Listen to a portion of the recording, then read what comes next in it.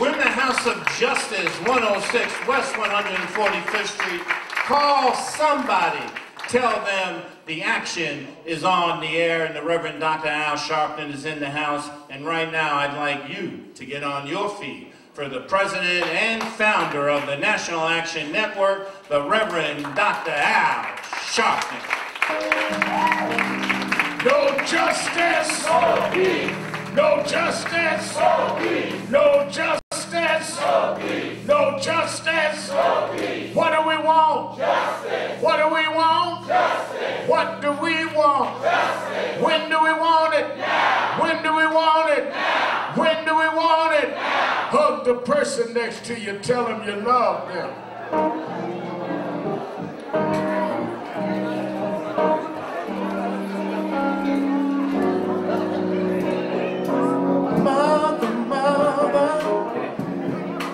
Far too many of you crying. Brother, far too many of you dying. You know we gotta find a way to bring some love in, yeah, here today. Yeah. Father,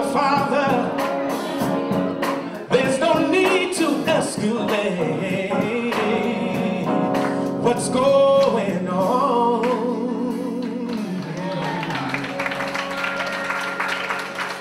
Give a hand, Brother Chad Shepherd.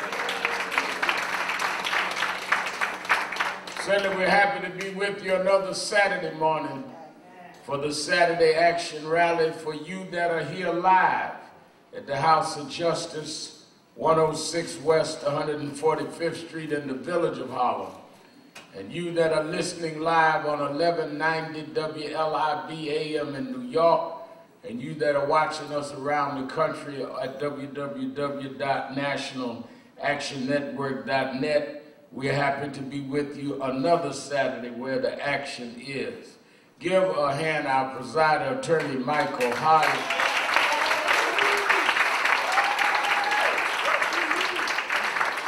Certainly I was in New Orleans last Saturday. I only missed about 2 or 3 Saturdays a year in the 25 years of NAN's history. But I keynoted Essence Music Fest every year for all 22 years of Essence. And last Saturday, Oprah Winfrey and I were the speakers, so I missed Mr. Hardy's birthday last week. But thank God he didn't miss it.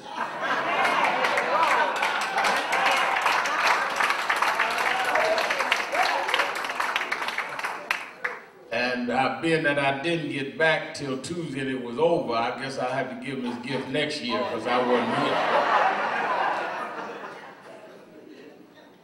I also want to thank Minister Kirsten John Foy and Reverend Kevin McCall, and Brother Phil Craig, and our New Jersey coordinator, Reverend Steffi Bartley, for speaking in my stead last week. And then it showed the new generation of man leaders coming on. But then the old master, Bishop Herbert Dortch, had to get up and teach them how it's done.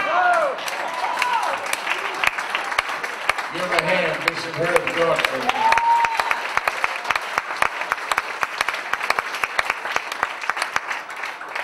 Let me say this, and I want to get into our comments and our guests. Tomorrow morning, as it has been announced on my TV show, I'm going to do it live tomorrow on Politics Nation with Al Sharpton at 8 a.m. MSNBC. Some of the family members from this week will be on with me, and I want you to watch it. And I want to also, you that are in the New Jersey area, in Irvington, both this afternoon and tomorrow, they are doing the annual Love Day that Pastor Christian, who passed, one of our young brother minister advocates, but their church is continuing it. I'm going to go, I know Gwen Carr's going, and I'm going to preach there at 11 tomorrow before I head down the way this week to Baton Rouge. This week has been a traumatic week in this country. The question is it a tipping point for the country to move forward? Or will it be a tipping point for the country to go backwards? I was in, as I said, New Orleans. I left Tuesday morning having no idea that by the time I landed, that I would be called about what happened an hour away from where I was with the killing of Alton Sterling. The video that went public outraged me because, one, it speaks for itself, but second, it brought me back to the video of Eric Garner. Next Saturday, we are marching in New York, marking the 2nd anniversary of the choking death of Eric Garner. His mother's here this morning, his family's been here every week. It's been 2 years next week. We're gonna have buses here leaving, going, we're gonna march next Saturday. It's been 2 years, and that was on video, and we've not seen justice. So that is why people are questioning what's going on now. A lot of our young people have been in the marches the last couple of days. There was a meeting here last night of all of the young activists, different groups, filled the place. The reason that we are questioning is because we have not seen, in all of the hundreds of shootings all over this country, we've not seen one officer go to jail for breaking the law.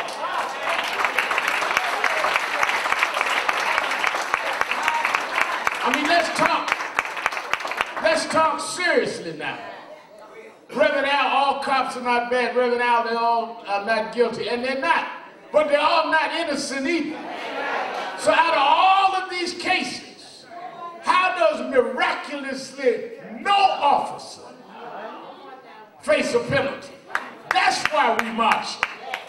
That's why we raising the question.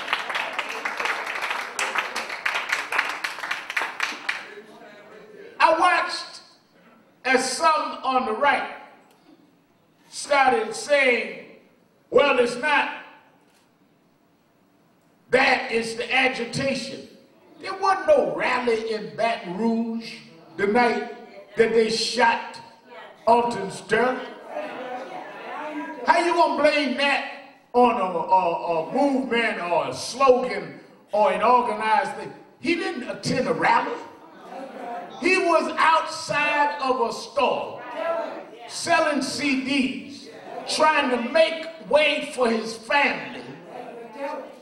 Just like Eric Garner was standing in front of a store in Staten Island, selling loose cigarettes, had just broke up a fight. So, are you telling me the penalty is death? When you look at the video, you telling me after you pin a man down, after you have had your way in terms of making him succumb, that you shoot him anyhow? And then when the video comes out, thank God for the video, because they would have said that it was a lie. When the video comes out, you say, wait a minute, the issue is we need training. No, the first issue is we need justice.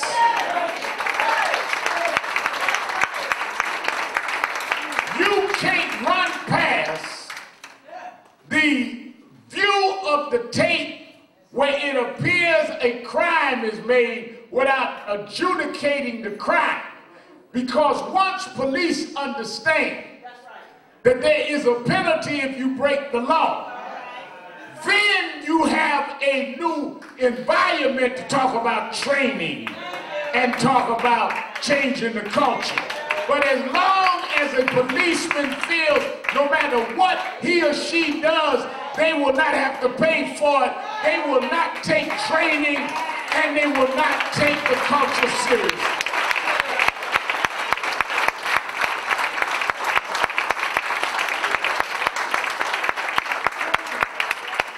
You got to change the culture, Reverend. The way to change the culture is for folk to know they're going to pay a price if they break the law. Now, I'm not just talking. We've done that here. When Admiral Louis was raped and sodomized inside of a police station, and we marched, and we fought, we put thousands out in the street, as we're doing now, as we will next week in the march in Brooklyn for Eric Garner. As we're going to have a national march, Martin Luther King III now, on the anniversary of the March on Washington. In August, we're going to pull all of these groups together. We marched for Admiral Louis. We got the local prosecutor to hand the case over to the federal government. And the federal government prosecuted those police, and they went to jail. And we started seeing a change in the data, because when they saw that they would go to jail for a crime, it changed a lot of minds. But that has been so long ago. 2 years ago when Eric Garner happened, and we had a meeting at City Hall, and I said to the commissioner that the only way we stop this is, first, we got to start perk walking some of the police that get out of line, like we do criminals in our community out of line. Or they had headlines, went crazy. But now it comes back the same way. When I said you can't trust the local prosecutors and the local grand juries, that's extreme. But now the governor in Louisiana said, I'm going to give it to the federal government. Now the governor in Minnesota saying they should have it. What we have fought for now, everybody said. When I said these police have racist tendencies, Sharpton being divisive, what now the governor said in Louisiana and in Minnesota, I don't believe it would have happened if they wasn't black. If you keep on fighting, if you don't back up, you'll win.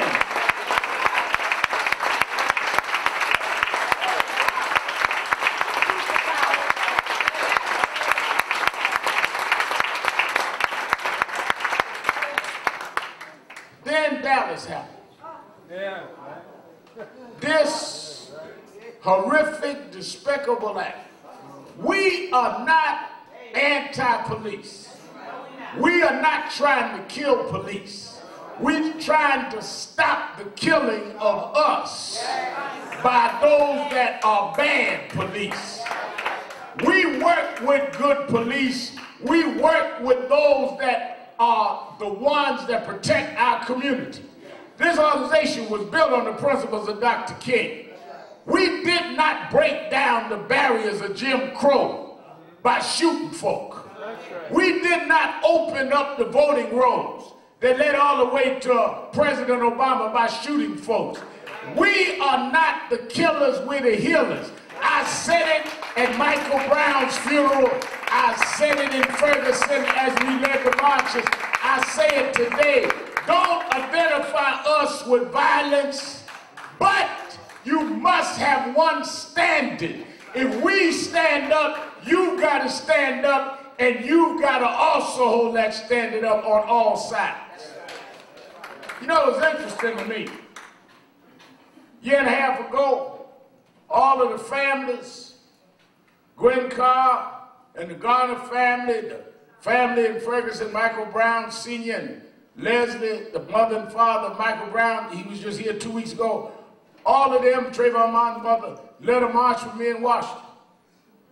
In the pre-rally, before we got there, some young folk, our youth, Kirsten Foy and Mary Pat Exeter was running the rally. Some kids come up wanting to speak. They later lied and said they came up and demanded me to speak. I wasn't even there yet. And they wouldn't let them speak. When I got there, I said, well, let me talk to them. I found out what they wanted. We put them up.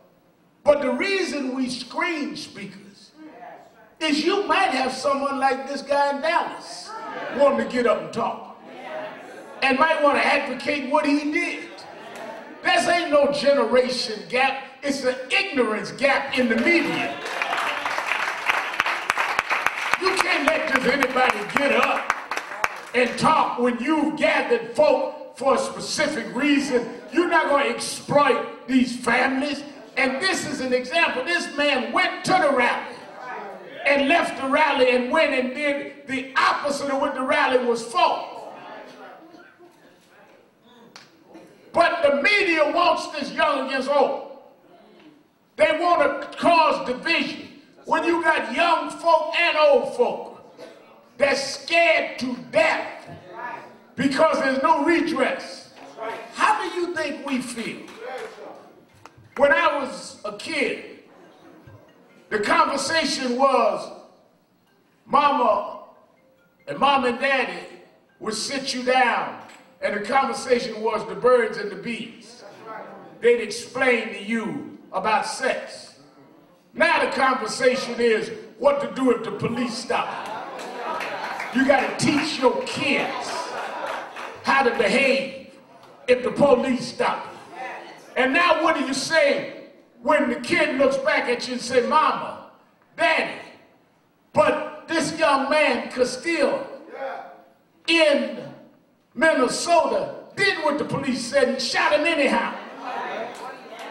You've got to start making the courts work for everybody, or all the training in the world won't be taken seriously by bad cops.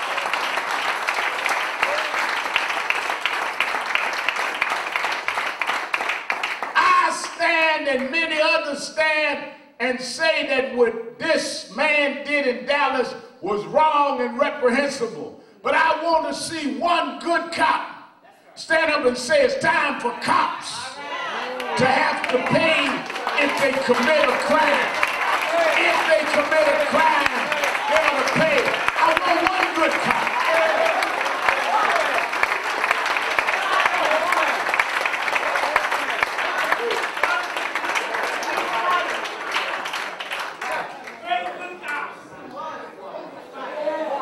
Don't distort our movement, but don't break the law and act like we're being in some way provocative to ask you to enforce the law. Enforce the law. Let me say this, and I won't bring in my guest. 3 weeks ago, we stood and questioned the massacre in Orlando around the gun laws. We stood, as we have throughout the history of this organization, with the LGBTQ community. I even marched with the governor and the mayor and Mrs. Clinton on the Gay Pride Day. Gun control. And the NRA and the gun rights folk was screaming and fighting back, and we got the Second Amendment right, and we've got the ability to do this, that, and the other. Well, I missed something. In Baton Rouge, Alton Sterling had a gun in his pocket in a carry state. In a carry state. In Minnesota, Falcon, Minnesota is the name of the suburbs, Castile had a gun permit and a gun in his car. Both of them were killed by police based on they had guns. Now I missed the NRA coming out defending their gun rights that they legally have. Where is the NRA now? Where is Wayne Pierre now? Do you have a Second Amendment right, or did you not get down Mr. Pierre, to the 14th, 15th, and 16th Amendment. Maybe you mean the Second Amendment are for whites only.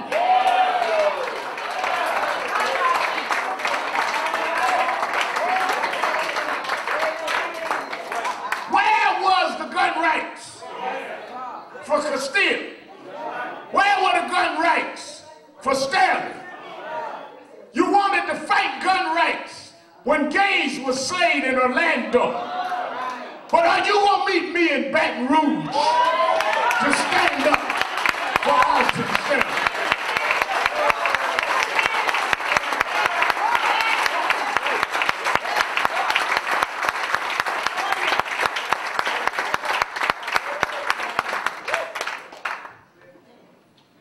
Let me take care of a little homework. That's why I need 2 hours on the air Saturday, because we got a lot of ground to cover. I might get to the police abuse in Kenya, because I'm mad about that too, so. But I'm going local before I go into national. But I'm going local national. 2 weeks ago, there was a primary in the 13th Congressional District. Everybody had their candidate. And everybody did their vote. The winner of the primary was State Senator Adriano Espaillat. Some folk understand you win and you lose. He lost twice for Congress. Some folk take losing bad, some folk take it good. But the question is not how you take it, it's how we move on. Amen. I've known Adriano for a long time. Ironically, it was a case of police misconduct, police brutality. Young Dominican brother named Kiko Garcia that I went to Washington Heights in March with Adriano Rodriguez, who's now a member of the city council. And Adriano and others were involved. That's how we all met. I don't understand how he ends up in the state senate on his way to Congress. Adonis is in the city council and on the MTA board, and I'm still marching. Something about this didn't work out. Just like I went to Vieques and protested the Navy bombing.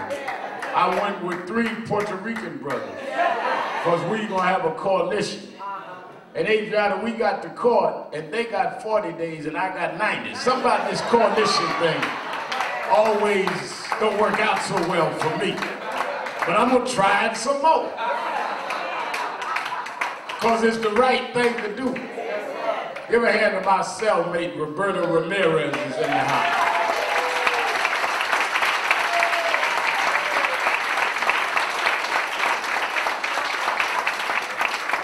I might add that Roberto, when he got out after 40 days, came back and visited me as my lawyer. He used the technicality as he was my lawyer, they had to let him in. And the warden then went through all the rules and they said, yeah, we can't bar his lawyer, he's got to let him in. And he was proud of himself and came in the business room. I'm there in the orange federal prisoner jumpsuit. And he says, I got in, I fooled them. They couldn't do this to us. They thought they were going to trick us out, but we made them follow the law. I said, I hope you don't think it makes up for I'm sitting here in this jumpsuit and you sitting over there playing lawyer. You might feel good about this, but I got 50 days I got to do by myself. We have an opportunity to show how in a community that we can show where blacks and browns, Dominicans, Puerto Rican, and white can govern in a changing time. That's right. Amen. Our threat collectively is those that want to impose business interests and other interests out of the interests of our community. I said it 2 weeks ago, I said it again. Political gentrification for economic gentrification. That's the threat in this district. The opportunity is that their district's changing all over the country. They should be able to look here and say, that's how we share government. Rather than be obsessed with a title, we must be obsessed with a mission.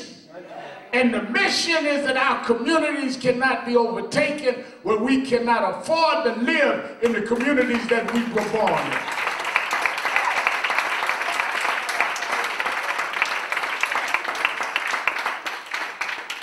The media gonna do its job. They gonna win or lose. But our job is to make sure that we stand together. The same bold gentrifiers that are trying to deal with everything in Harlem is doing the same thing in Washington Heights. Same thing in the Bronx, same thing in East Harlem. The same police that did what I talked about with Abner Louima in terms of general abuse did it to Kiko Garcia. We cannot let the blood that binds us not be recognized as thicker than the waters that divide us.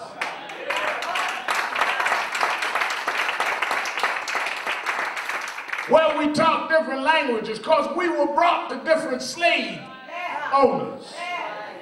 We didn't choose either language. Well, I'm English. No, you're not. You may speak English, but you're not British. So let's get all these divisions out of the way. We fought aggressively. The election is over. Now it's time to come together with people being shot all over the country, with people feeling they have no way to stand up. We need to stand together like we've always been the model for the world. Let the world look to Harlem and see how we handle a transition of power and a transformation of service. I bring you the winner of the race, the next Congressman, Adriano, Espaillat.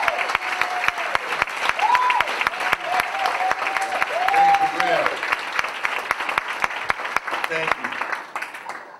Let me just thank the National Action Network, Reverend Sharpton, and all of you for this movement. It is not just a house of God, a house of justice. Is a movement. That's the difference. A movement has no walls. It has no boundaries. It is elastic. And so I want to congratulate you for keeping the movement moving forward.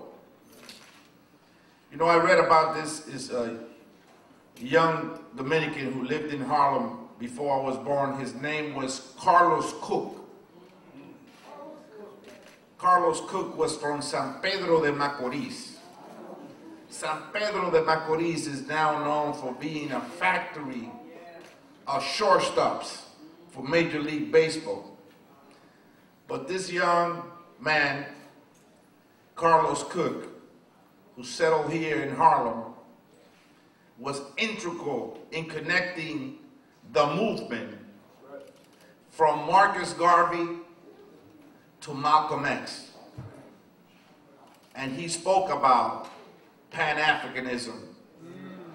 And he spoke about the Caribbean Basin and the role that the Caribbean Basin played in our presence here. So, you know, that's the broader picture. But I want to go local, Reverend, first before I go national. And so, you know, as a young man, as a young boy, as a young 15-year-old, I got my first job as a summer youth worker. The same summer youth program that we fight today to get more funding for, so we get our young people not just off the streets, but we get them some skills like showing up to work on time, dressing appropriately for the job, making sure that you complete your task at work. Those kind of skills that stay with you for the rest of your life. And so I was part of a generation of young Dominican men who were the first to go south of 145th Street. You know, our parents worked in factories, Reverend Sharpton. They kept their head down. They got up at 6 o'clock, 5 o'clock in the morning, went to that factory, came back home. They never really discovered the rest of the city. You know, they never got to go to Radio City Music Hall. They never got to go down to Madison Square Garden. They probably never even got to go down and see for themselves the Statue of Liberty. They just kept their head down, worked long hours, got up early, went back, saw maybe one or two of the TV programs that were back then in Spanish. We didn't have Univision back then. And so they were very isolated. They were very much about that particular neighborhood.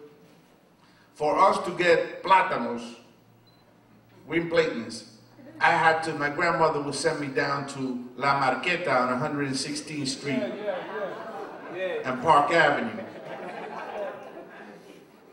Now you can get them in any street corner in Washington Heights. So people were very isolated. So this young generation of 15-year-olds that worked in summer youth program led by a black Baptist preacher, Reverend Dudley Rocker. Reverend Rocker.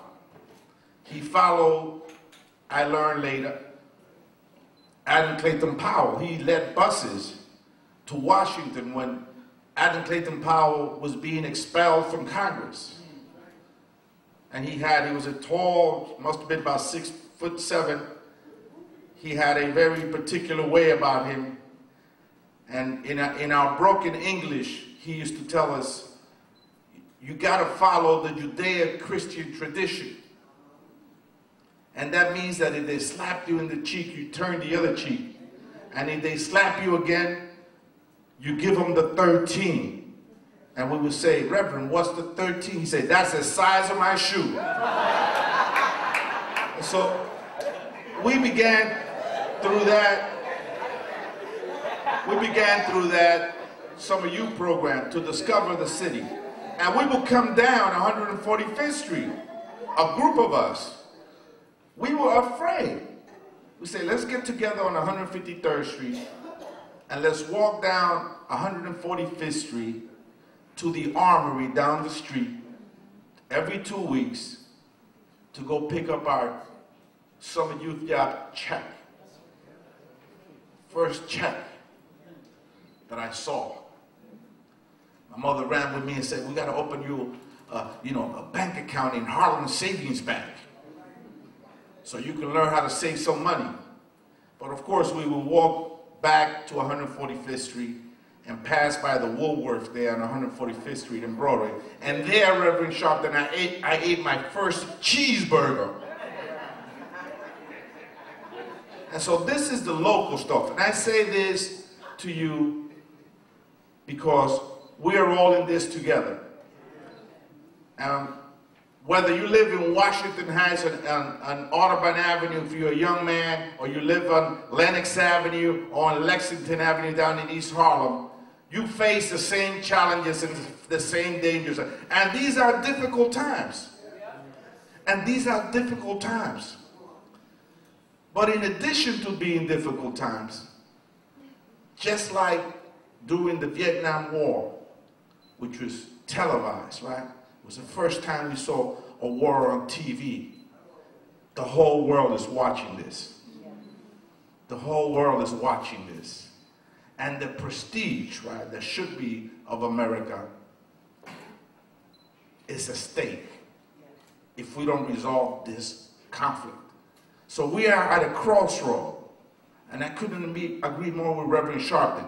Is this crisis that we face this week with Baton Rouge and Minnesota and Dallas, is this going to catapult us to a different level, a different scenario where we're going to be able to fight for justice and peace for everybody?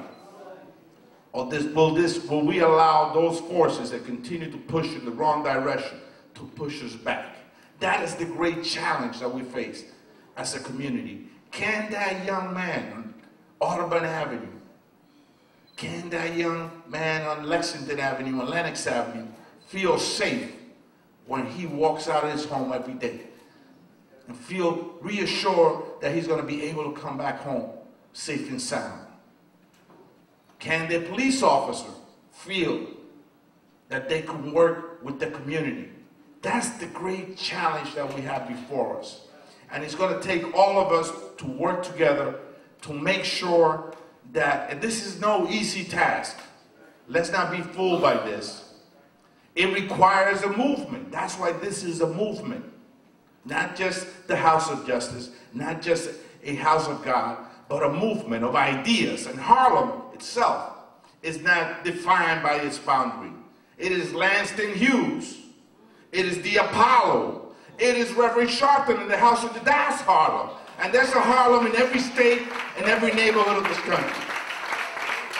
In fact, you know, Harlem is in Washington Heights. It may be in Spanish, but it's there as well.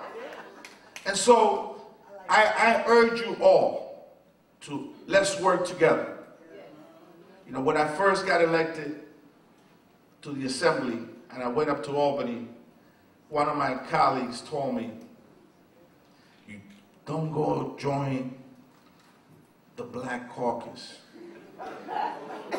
Because, you know, Herman Badillo had a fight with like Denny Farrell, and Denny Farrell had a fight with like Olga Mendez. And I said to myself, this guy just told me exactly what I need to do. So there was a rift where two groups are far and apart. They wouldn't even speak to each other.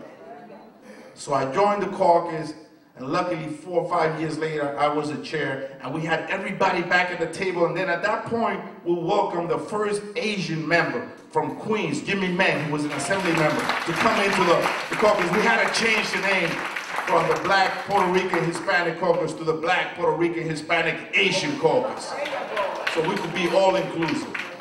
And I found out that it was the only place in America where we were talking to each other, Rep. In California, they were fighting over redistricting. In Texas, Latinos and African Americans were fighting. They were in court against each other. In Illinois, they wouldn't even talk to each other. In Washington, you had two separate groups: the Hispanic Caucus, the Black Caucus. The only place where we were talking to each other was here in New York, and I got invited by the Kennedy School of Government. I felt like I was a big shot. I'm going to Harvard now, Reverend, you know, and so that we could tell them what we did to bring everybody together. You know, immigration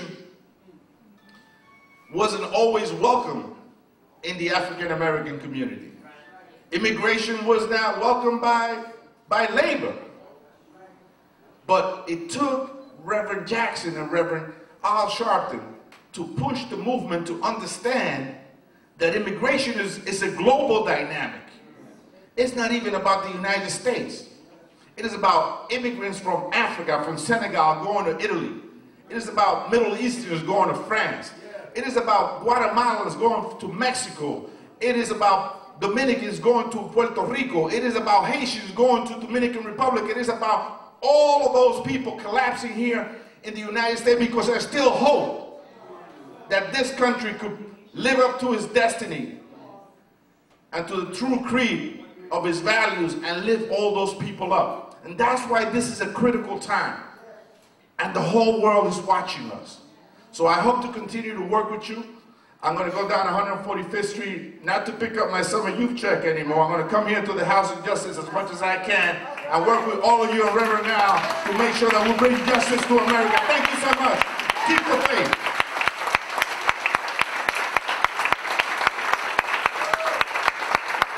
Give him a hand, Adriano, Espaillat. Let me say this, and we're still on the air. One of the things that when Roberta and I was in jail, I tried Adriano to talk a little Spanish. He told me that my Spanish was bad. I said, well, that's all right. They said my English is bad. So I remember meeting with a governor, not this present governor, and he kept saying, Al, you're very passionate and good orator, but some words you need to work on. You say X rather than ask. I said, you just concentrate on the answer. I'll concentrate on how to do the answer.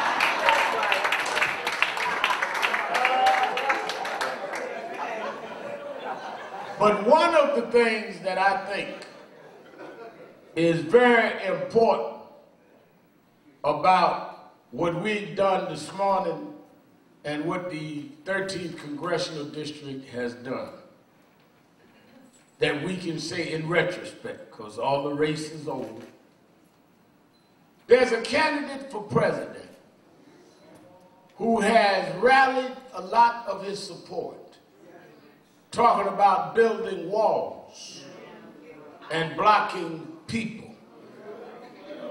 One of the things that I would most want to see is when Donald Trump is in Washington.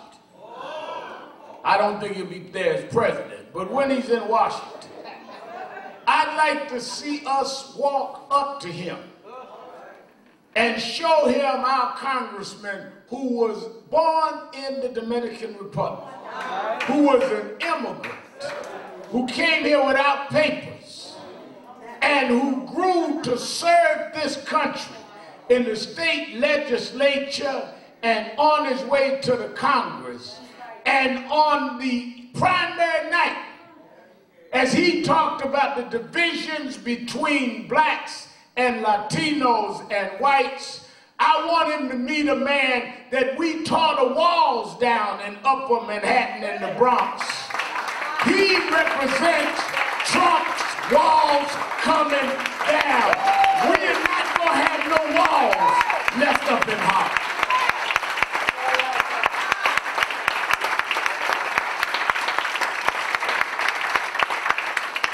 And I know why they want us to have walls. Because when you tear, I've been to Mexico. When you tear the walls down, we find out we don't look that much different. No, as long as they got a wall in between you, you imagine what's on the other side. But when there are no walls, you find out both of us have unemployment issues. Both of us going to schools that need improvement. Both of us got affordable housing problems. All you got to do is tear the wall down. Both of us got police problems. If they can wall us in, they can play us against each other like hamsters in a trick. We're going to tear these walls down and have a meeting of the hamsters.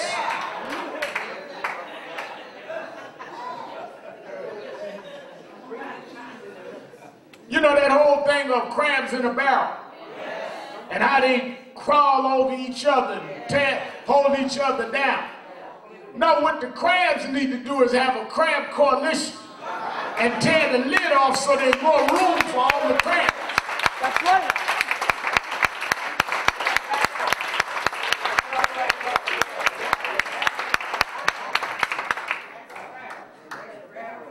Ozzy gonna headline Sharpton calls for crab coalition.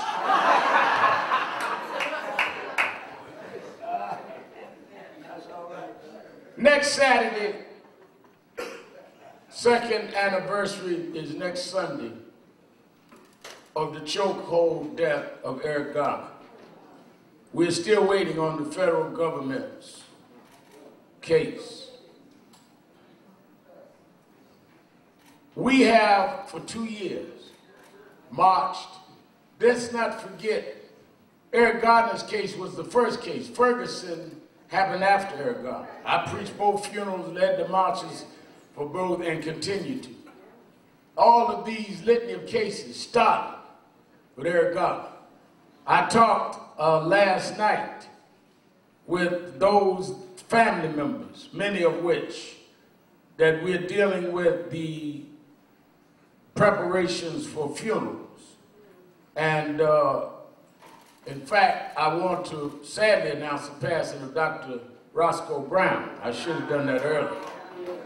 Who will not be funeralized, but he was for a long time president of the Bronx Community College. and was a Tuskegee Airman, a great man in our community.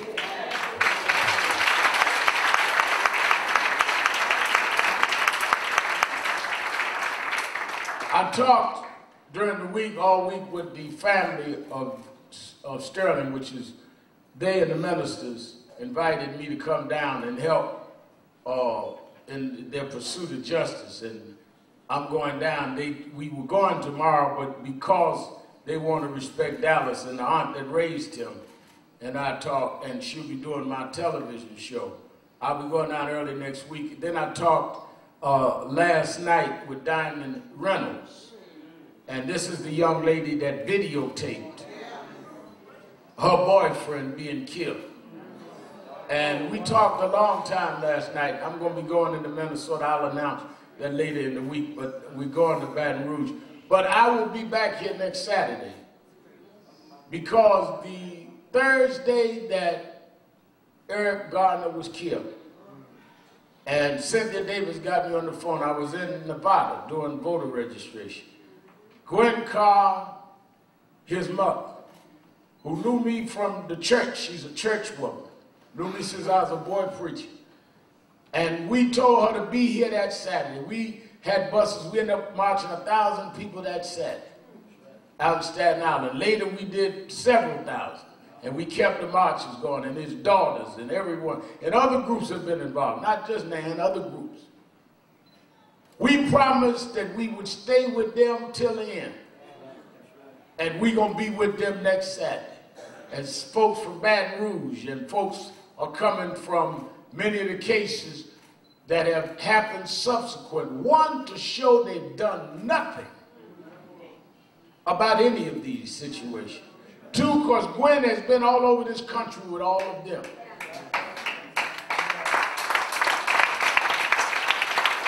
When Senator Espaillat talks about this a movement, don't forget now when even Mrs. Clinton brings the mothers out.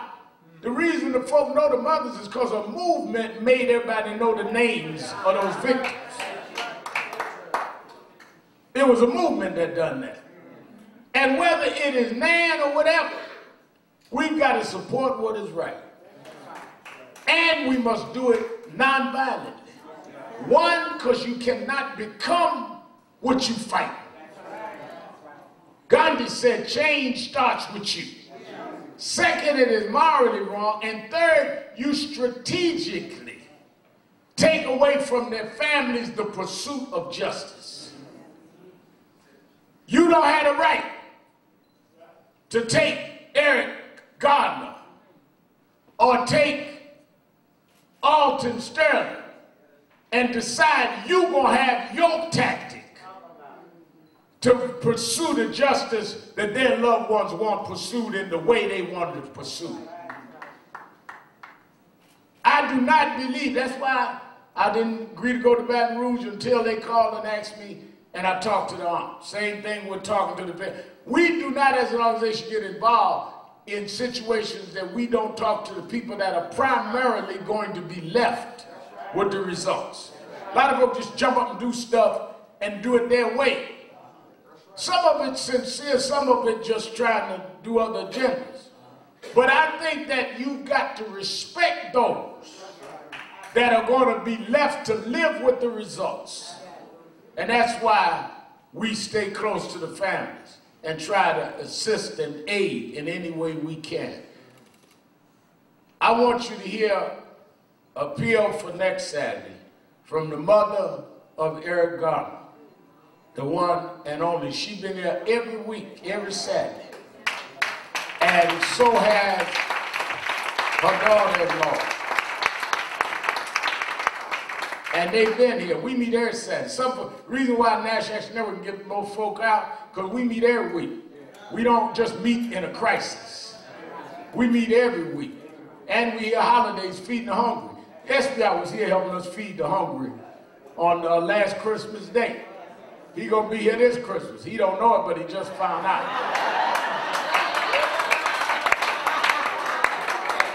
Let us welcome the mother of Eric Gardner, Gwen Carr.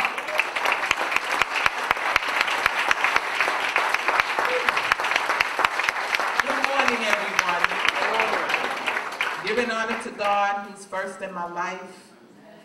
Thank everyone who's been with me from day one, especially the National Action Network, Reverend Al, Attorney Harding, so all of you. Bishop Daughtry, my friend. And it's just, you know, it's so heartbreaking though to hear all of this disparaging news all over the land. Getting calls early in the morning, did you see what happened to Sterling on TV? I told him, no, I didn't, because I don't look at the news anymore. After my son's death, I couldn't look at the news. We have 3 TVs in my house. I look at mine, I look at the old movies. My husband look at the news in the living room, so we don't have the news on my TV. But so many phone calls came in, and everyone was similar. You know, this reminds me of Eric Garner. This reminds me what happened to your son. They said, but the only thing, they shot this poor man. I says, oh my God, and just hearing it just brought tears. I cried. I says, oh no. They said, Gwen, don't watch the video. Don't watch it. Right. I said, I'm not. You've told me enough. That's right. And then in Minnesota, then we have incidents happening in Brooklyn, all over the place. And I just want to say to the families, I can honestly say, I know what you're feeling. I know what you're going through.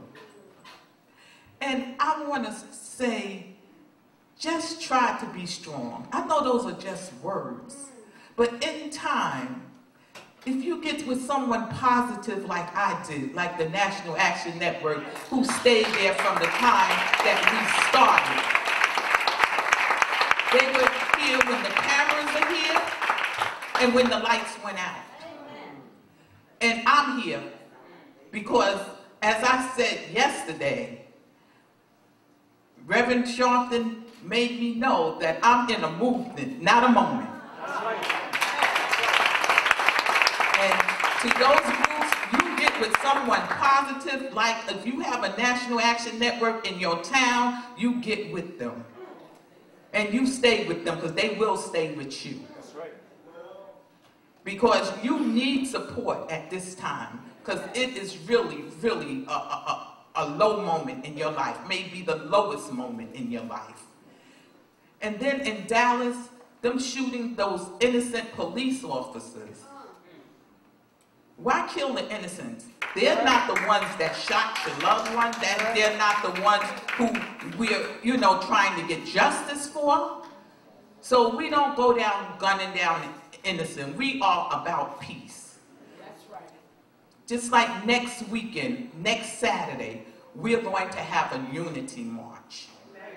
Starting at the House of the Lord, Reverend Daughtry's church, 415 Atlantic Avenue near Barnes Street. We're going to start there. We're going to start gathering at 9 o'clock. And we are hoping to bring the masses out. We want it to be one for all and all for one, because that's the only way that we can get things done. We have to stand together, even when it's not comfortable. There's a lot of situations I've been pushed into that wasn't comfortable, but I pushed on, because doing this work is not comfortable all the time. So if you think it's glamorous being an activist or trying to go out and do the work that you need to do to uphold your loved one's name, you're going to get smeared a lot of times. But it's up to you. It's what's in your heart. And what's in my heart is to keep my son's name alive, keep awareness out there, and I'm going to do that. This is my work for the rest of my life. And I thank you all. Gwen Cobb. Gwen Cobb.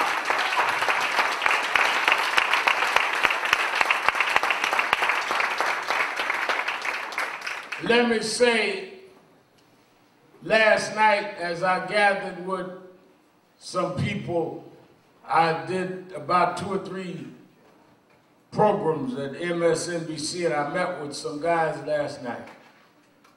They told me that This had been such a traumatic week from Baton Rouge, then right behind in Falcon, Minnesota, then the despicable acts in Dallas. They said they hadn't been so traumatized since 9/11. And I thought about that going home, Adriano. I told this story often here, but I want to say this for the families in Baton Rouge and in Falcon. I remember 9/11. Ironically, as you hear today, Adriano, on 9/11 that morning, I was campaigning in Brooklyn for Freddie Ferrer. It was primary day. And I was on Fulton Street encouraging people to go to the polls and vote for Freddie Ferrer. I left Fulton Street, went down to Junior's, and I was eating breakfast. And the man came and said, "Reb Al, a plane just hit the World Trade Center." I thought it was some small plane went off course. I kept eating. He came back a few minutes later and said a second plane hit. And when the second plane had hit, I knew something was much different. I went and watched it on television. I went out, got in the car, the guy driving me. We went to the bridge and they closed all the bridges. They closed all the tunnels. We couldn't move. I tried to use my cell phone. Cell phones was closed. Finally, a policeman said, "Reb Al, we'll drive you over the bridge, but you're going to have to walk to your office from there." We were then on Madison, 125th. They dropped me off and I walked about 30 blocks from where they dropped me. When I got in the House of Justice, there were people everywhere because their cell phones was out. They came to us, "Can you find out if my cousin down at World Trade Center is all right? Can you find out if my sister, my mom?" And they were jam-packed in there looking for answers. We didn't know if another attack was coming. We didn't know what was going to happen. For the first time in my life, I started preaching when I was 4 years old, today, July 9th. And for the first time in my life, Roberto, I couldn't find the words to say. I was so traumatized myself and so uncertain of what was going to happen. So I went in my office trying to gather my thoughts, and I remember a story that an old preacher told me. He said that he was reading a novel one night, and the more he read it, the more involved he got, the more the intrigue built up. He looked at the clock. He knew he had to do the early service at 8, but he couldn't put the book down at 11 because he couldn't figure the plot out. He looked at the clock at 12. He still hadn't got the plot down, and the clock said midnight. He knew he had to get up in a couple hours, but he couldn't put the book down. So Adriano, he finally, at about 12:45, he said, "Al, I cheated. I turned to the end of the book, and I read the end of the story." Well, on 9/11 that afternoon, while I was trying to figure out what to say to people distraught and traumatized that had gone through 3,000 innocent people dying at the hand of terrorism, what do I say? I cheated. I took my Bible out, and I turned to the end of the book. I turned to Revelations. And I come to tell you this morning, I know we had a rough week, but I know how this story's going to end. The first will be last, and the last will be first. And the lion and the lamb will lay down together, and God will make a way for his people. I've been to the end of the book. I know how it's going to end. Keep on marching. Keep on trying. Keep on believing. In the end, God will make a way. Yes, he will. Yes, he will. Everybody's singing. Everybody's singing. Everybody's singing.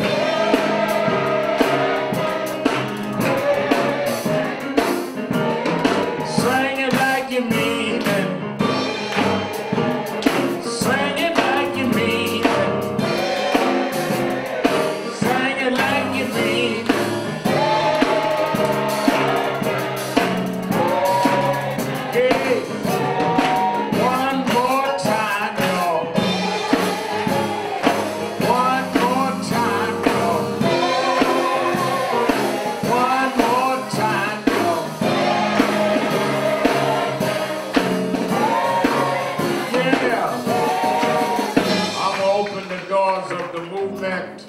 There may be someone that hears us on the radio, sees our activities on the news, but have never become a member of the National Action Network. If you're here today and want to join, let me sign you up right now. You don't even need dues right now. Just come to me and shake my hand and let me sign you up to the National Action Network. Come on, everybody singing.